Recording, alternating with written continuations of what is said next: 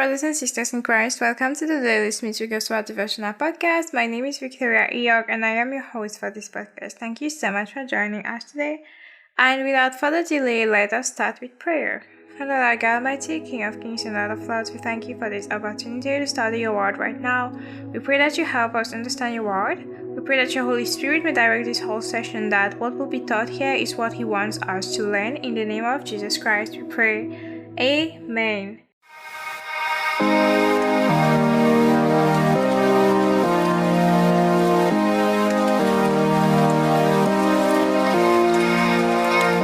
title of today's teaching is What is Inside Will Come Out. What is inside will come out. We will read Proverbs chapter 27, verse 19, and Matthew chapter 15 from verse 1 to verse 20. We are reading from the New King James Version as usual.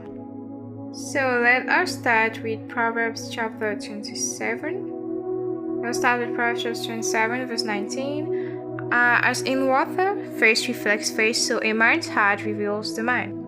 As in water, face reflects face, so a man's heart reveals the mind. Matthew chapter 15 from verse 1 up to verse 20. Then the scribes and the Pharisees who were from Jerusalem came to Jesus, saying, Why do your disciples transgress the tradition of the elders? For they do not wash their hands when they eat bread. He answered and said to them, Why do you also transgress the commandment of God, because of your tradition? For God commanded, saying, Honor your father and your mother, and he who curses his father or mother, let him be put to death. But you say, Whoever says to his father or mother, Whatever profit you might have received from me is a gift to God, then he need not honor his father or mother. Thus you have made the commandment of God of no effect by your tradition. Hypocrites! Well did Isaiah prophesy about you, saying, These people draw near to me with your mouth and honor me with your lips, but your heart is far from me, and in vain do worship me, teaching as doctrines the commandments of men. When he had called the multitude to himself, he said to them, Hear and understand, not what goes into the mouth defiles a man, but what comes out of the mouth this defiles a man. Then his disciples came and said to him, Do you know that the Pharisees were offended when they heard this saying? But he answered and said, Every plant which my heavenly Father has not planted will be uprooted. Let them alone, they are blind leaders of the blind. And if the blind leads the blind, both will fall into a ditch. Then Peter answered and said to him, Explain this parable to us. So Jesus said, Are you also still without understanding? Do you not yet understand that whatever enters the mouth goes into the stomach and is eliminated? But those things which proceed out of the mouth come from the heart, and they defile a man. For out of the heart proceed evil thoughts, murders, adulteries, fornications, thefts, false witness, blasphemies, and these are the things which defile a man. But to eat with unwashed hands does not defile a man. This is the word of the Lord. Thanks be to God. As in water, face reflects face, so a man's heart reveals the man. So the title of today's teaching is What is Inside Will Come Out. What is inside will come out. Whatever you reflect outside is what was already inside of you, whether it's positive or negative. We're gonna start with the negative one. And like Jesus said, For out of the heart proceed evil thoughts, murders, adulteries, fornications, thefts, false witness, blasphemies. It means that if you see some behavior of yours manifest outwards, either a behavior, a way of speaking, an attitude, something like that, or a sin that you see in your life, it means that there is something. It's not just it just appeared. I'm not talking about like you were trying to say a story to someone and you accidentally omitted a detail and then you were feeling bad about it, or you had to give money to someone and you forgot to give all of it, like it was an accident. I'm not talking about that. I'm talking about like the things that you plan to do, the things that you do, for example, or the things that come, like I'm talking about what comes from your heart. For example, someone gets you someone knows your soft spots and starts insulting you, and then you insult the person back. Do not think that you insult the person back. Do not think that it is like an accident, so to say. It means that before that insult came out, it was somewhere inside of you. The same for like murder. If I'm not talking about like an accident, like you were walking somewhere and one of your tools fell and accidentally hurt someone, I really want us to make the difference. I'm talking about something that like it was intentional, something that perhaps you did not like, perhaps you planned completely from start to finish, or you just planned part of it, but like you wanted to do evil to someone. Like if you feel that you have these evil thoughts towards someone, know that they're coming from somewhere inside of you. They're coming from your heart. Everything, those evil things that you do, you have to ask yourself, where is this coming from? Where is this coming from? But as Christians, we know that God said, I will take away your heart of stone and give you a heart of flesh, and I'll put my words in you. So we know that at the level of the Spirit, we have been given a new spirit. We have been given, like, our spirit has been transformed in the image of Jesus. We are new creations, and we know that we've been given a new heart because this is what is said in His word.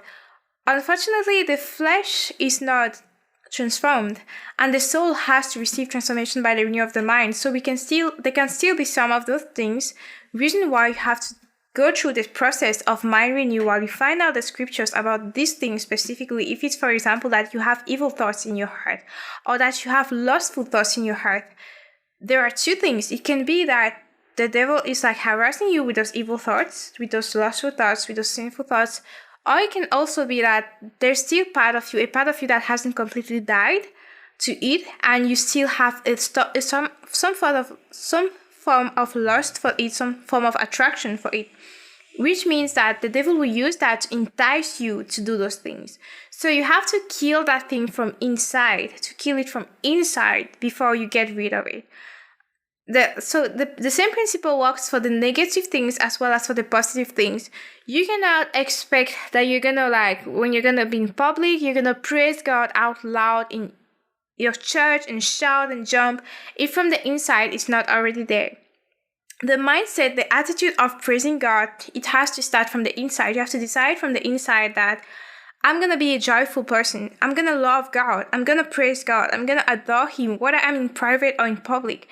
If you want praise to come out, it first has to be inside. If you are not grateful to God for the things He does for you, if you're always in your heart complaining, rebelling, do not expect that suddenly you're going to start praising God and being jovial all the time. You'll be bitter, you'll be angry, and you will rarely be willing to praise.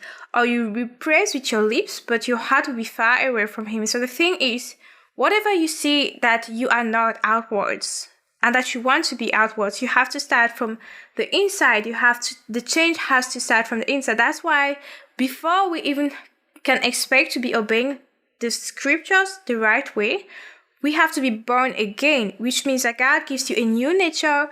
God transforms you. Like He makes you spirit now in the image of the Spirit of Jesus. He gives you a new nature such that now you can definitely obey His word. You can definitely obey His will from your heart, from deep down inside there. If you're harboring unforgiveness towards someone, it's not on that day that unforgiveness started. It's something that has been growing in your heart. Anger is something that you've been letting grow somewhere inside there.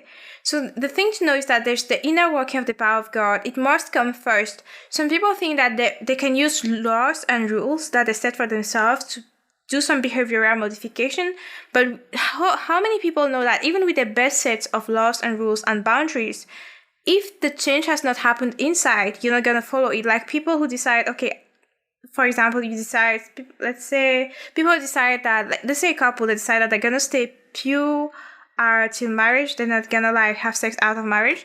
And then they put boundaries. They say, okay, we're not ever gonna meet alone in this type of area. We're not gonna do this. We're not gonna do that. But if in their hearts, they themselves, they have not made a decision, if it's just something outwards, when the enemy would tempt them, if they still have that desire in their heart to commit those sins, when the enemy would tempt them, it would be so easy for them to fall for it, to push around the rules, to transform the rules that they themselves put in place, and to go into sin and to feel like I'm going to do a little thing, then a little thing, then a little thing. And then in the end, they have completely gone astray. You understand what I mean? because, first of all, from the heart, there was not the change which was supposed to be, because they did not let the power of God work from inside out. They did not die to that thing. So the thing is that you have to decide that this thing, whether it is that you're interested in alcohol, because you can decide that, okay, I'm modifying my behavior, there's going to be no drop of alcohol in my house, no more alcohol, you throw all the bottles. But if you've not fought that thing from the inside, if you've not died to that thing, if you've not let the power of God work from inside out, okay, there'll be no alcohol in your house because you're respecting the rule, but you're going to still go to a bar and drink alcohol. You're going to go to your friend's place and drink alcohol. You're still respecting the rule. There's no alcohol in your house, but you are still taking alcohol because the desire is still in you. So you have to kill that thing.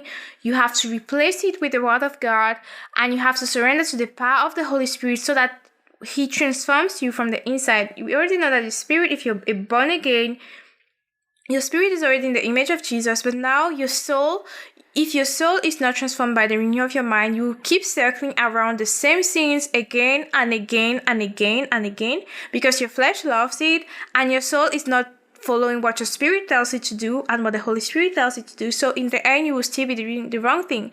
But when you control your life, not with your flesh, not with your soul, but with your spirit, when you use your spirit to control your soul that you have renewed, then it becomes easy for your spirit and your soul to now control your body. This is how it works. So it starts from the inside. That's, if you have to retain just one thing from this, it's that the change starts from inside. You want to reflect something on the outside, first work on the inside. And when the change is done on the inside, you will see it reflected on the outside. So I will end with this quote by Smith Wigglesworth: "The shout cannot come out unless it is within. The shout cannot come out unless it is within." Let us pray. Father Lord, our King, our Father, we pray that your Holy Spirit opens our eyes right now to the aspects in our lives where we are reflecting something that does not glorify you. Lord, help us identify where in our hearts, in our minds, in our souls we let those things grow. Help us uproot those things and replace them with the written word of God, to start declaring the word of our life, to be transformed by the renewal of our mind, and to be obeying the word of God, to not be hearers only, but to obey your written word, so that your name will be glorified in our lives, and so that what will come out of our mouths, what will be reflected through our lives, our thoughts, our behavior, our attitudes, no matter the circumstances, will be scriptures fulfilled. In Jesus Christ's name we pray. Amen. Thank you so much for joining us today and for listening from start to finish. Thank you for listening from the beginning to the end of this podcast episode. We have one new podcast episode every single day by the grace of the Lord. So make sure to subscribe and tune in tomorrow by God's grace to listen to the next podcast episode.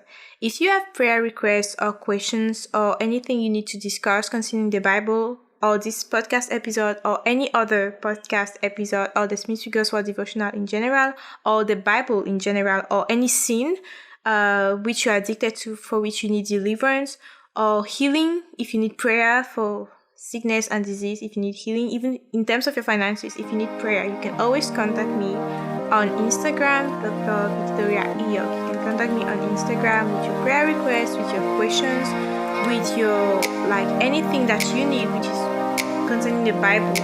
By the grace of God and the power of the Holy Spirit, we're going to solve it.